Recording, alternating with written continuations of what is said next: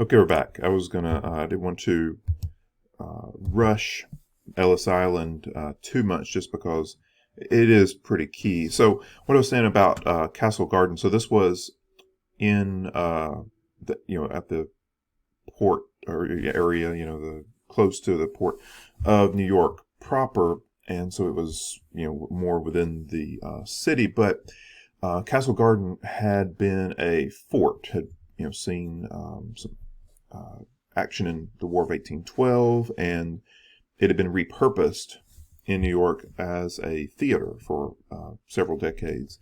And then they decided to sort of switch its purpose around 1855 was when it became a place.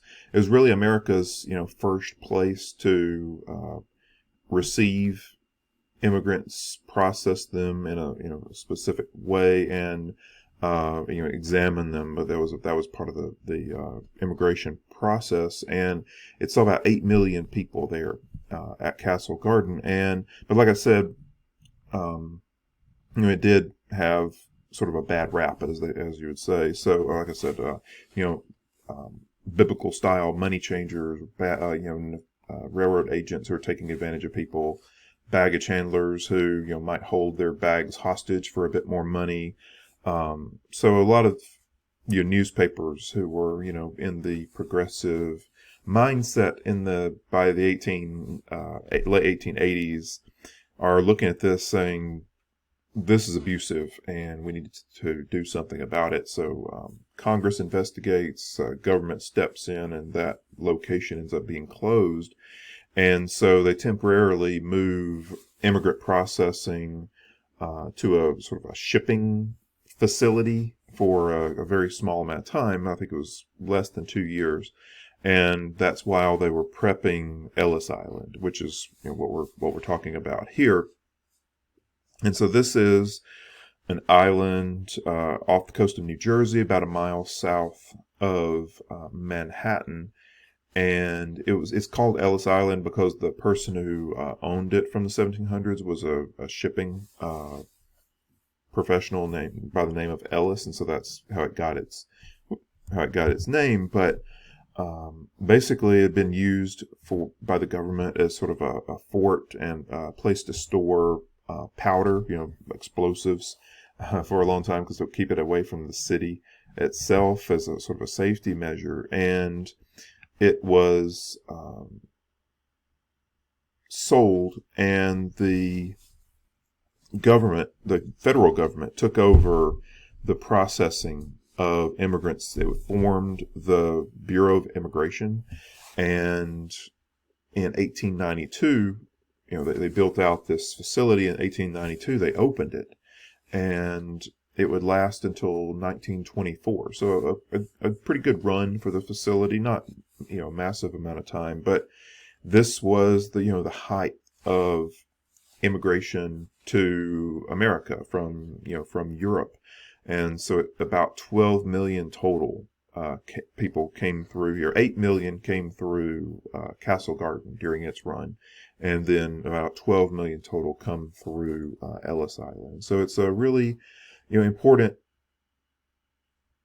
fixture in American history. The Statue of Liberty was right nearby. It was completed in 1886. And we'll talk more about the Statue of Liberty at the end of the semester. We're going to do a whole section on monuments, especially of the late 1800s. Everything from the U.S. Capitol building to the Statue of Liberty, George Washington Monument. So I want to talk about monuments of the 1800s because they're iconic in American history, and they tell us a lot about the history of that period and about the development of the United States and a number of things. So we won't talk specifically about the Statue of Liberty right now, but it had just been finished. So in 1886, it is there in New York Harbor. And so the reason that the Statue of Liberty and Ellis Island are so entangled, a lot of times people see them as sort of one and the same, because that was the experience of the immigrants who were coming in. These immigrants were The people who had the people who were coming through Ellis Island were the passengers who had, you know, the lowest cost fares. So they would, you know, those who paid the least to get on the ship would be sent to the processing. A lot of times the first class passengers, as ships tended to do at the time, they had different classes of passengers. The first class passengers would be sort of given the concierge treatment, if to use a hotel term. They would be given the, you know, first class treatment when they arrived, so they would disembark in a different way. They would be taken directly into the city. A lot of times their processing would be handled directly on the ship before they even left. So there was a lot better handling or treatment of those people. In this case, you know, people were, you know, very, you hate to say it, but cattle style in a lot of ways, you know, masses of people coming in. The busiest year was 1907, and 1 million people come through this. So you can imagine, you divide, let me just pull the math up right quick, just out of my own personal curiosity. So let's see. 1 million divided by 365. So assuming they, you know, worked every single day of the year, 365 days of the year, dividing 1 million, that's 2,739 people, thereabouts, every day. And you can imagine if they don't work weekends or work Sundays maybe, you know, that expands those numbers every day. So just a lot of people are coming through this location every single day, and that's a, you know, real challenge for the government. Let's make sure I told you everything. And so, you know, it is a quintessential part of, you know, American history here. A lot of people in the United States today descend from people who came through this location. You know, 12 million people at that time, and then you multiply population expansion, and you know, huge portions of the United States population today are descendants of, you know, Ellis Island immigrants. And so, you know, I know immigration is a challenging topic, you know, even today. And so getting to look at what happened with immigration in the past is worthy of our time to do that. And so that's where I wanted you to be able to spend, you know, a decent chunk of your time this week is getting to hear about that. So I pulled 3 good videos here. One is a real quick video, just sort of a introduction on it, just what it was, some imagery, and then spend some time right here. It's a tour, and this is something that C-SPAN is particularly good at. But take the time with this. Is you get to spend about 35 minutes or so with a park ranger. And so if you go to any major U.S. Site that's run by the U.S. Park Service, a lot of times there'll be a park ranger there, and they take people on tours. And so obviously, you know, living a long way away from New York, it's, you know, very likely that a lot of us won't ever get to make it there in person, but it's great that we can take a virtual tour like this.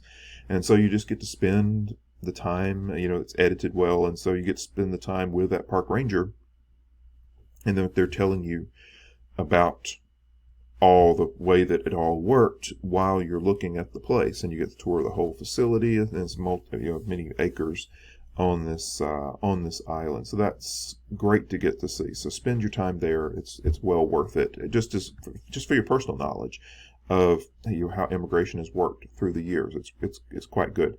And also here's a little maybe 20 minutes or so discussion of a couple of historians, just kind of talking about Ellis Island in general, its, you know, significance and that kind of thing. So there's just 3 here that'll kind of bookend type videos that can really, you know, expand your knowledge in that area, and it's you know, important for you to do so. I want to mention grouping here as well. People, you know, find their way in the cities. This is going to be typical of immigration, and it still is today, but, you know, it's chain migration. People, you know, find jobs in an area, they get other family members from back home in their home country to come as well, and then they find similar jobs. they live in very close in the same area, and that's happening here. And that's the reason that you get those, Italian neighborhoods or Greek neighborhoods in these cities, because, people want to move and feel at home where they are. And so the easiest way to do that is to move into a neighborhood where people speak the same language, they worship in the same way, they like the same kind of foods. All those things are really important when people are moving halfway across the world. And so you get, Chinatown and, Greek town, all those, and Greek grocery stores. Those are Greek restaurants. All those are important. And, industries are recruiting. They find that they enjoy working with a certain subset of the population, and so they might recruit in these areas. And so you get, a certain ethnic group focused in one industry, and that encourages the same kind of growth. And so that's all important. But one random fact was that Chicago had 17 separate Italian enclaves by the early 1900s. So that shows you the power of chain migration there as well.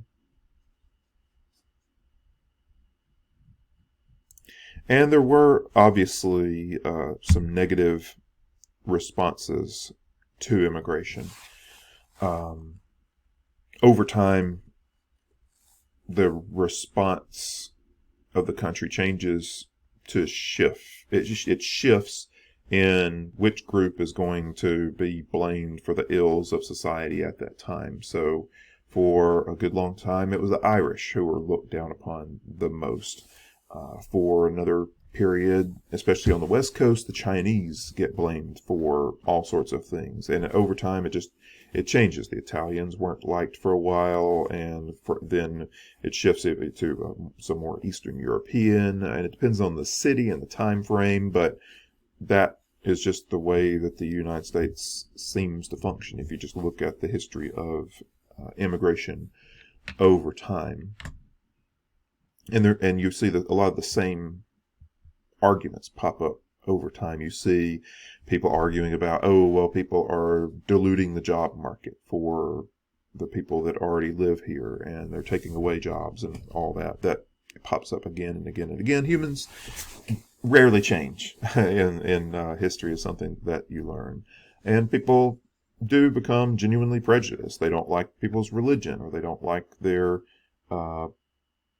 other cultural practices. They don't like their food. They think they're stupid, but maybe they just haven't had formal education.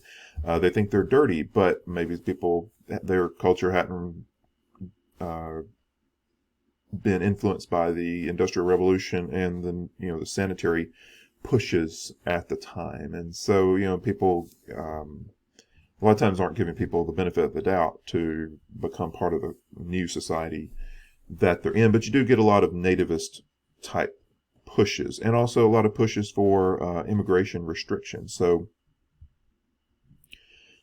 there's a lot of bills in Congress that are pushed to bar anyone who is illiterate. It was vetoed by 3 different presidents up through 1917, but you get these continual pushes. The most successful restrictions, though, really did happen in California with the Chinese. They were heavily penalized by California just as a group that could take the blame for the ills of society.